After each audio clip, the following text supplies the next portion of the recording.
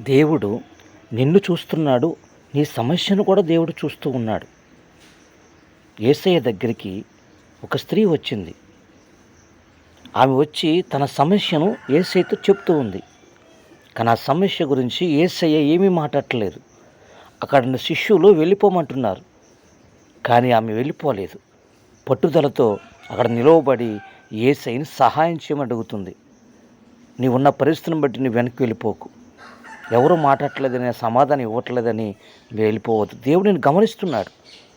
ఆమె వచ్చిన తర్వాత సమస్య చెప్పింది. దేవుడు అంటున్నాడు, అమ్మా నీ విశ్వాసం గొప్పది, నీవు కోరినట్టు అవుతుంది.